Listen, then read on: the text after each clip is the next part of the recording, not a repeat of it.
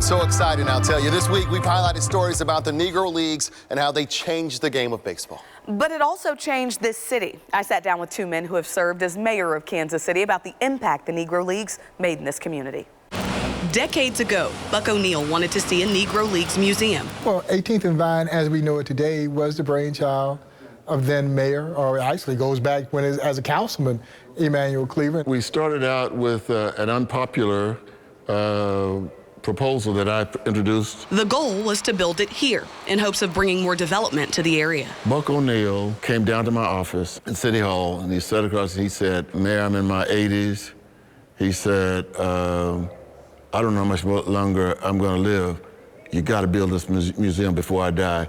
You're talking about pressure. I mean, I wanted to get up and go get on some overalls, and come down here with a hammer and nail and saw and do something. And I'm very serious. I had nightmares that something would happen to Buck, and this museum wasn't completed. Buck O'Neill's dream would come true, but it was a fight to the finish in 1997. I appreciate then Mayor Cleaver for pushing this. Mayor Quinton Lucas grew up here when this district looked a lot different. There was a bookshop here at 18th and Vine, and I remember going through, seeing images of players like Jackie Robinson. He played second base right here in Kansas City. Stadiums that stood in his neighborhood. Municipal Stadium was filled up for the Monarchs, right? Filled up for our team. And the landmarks that launched the Negro Leagues changed his life. We should be so proud of it when you drive down the street and you see that YMCA, because it speaks to our ambition. It's a great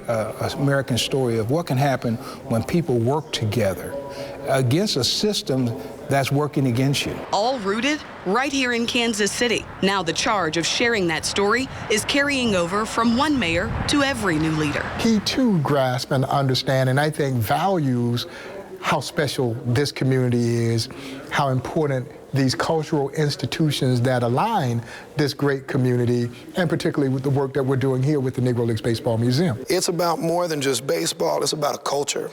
So really, the Negro Leagues Baseball Museum, the Negro Leagues, yeah, that's a part of me. 41 Action News is proud to provide in-depth coverage of the Negro Leagues throughout this year-long celebration of its 100th anniversary. You can find all of our stories at kshb.com/NLB100.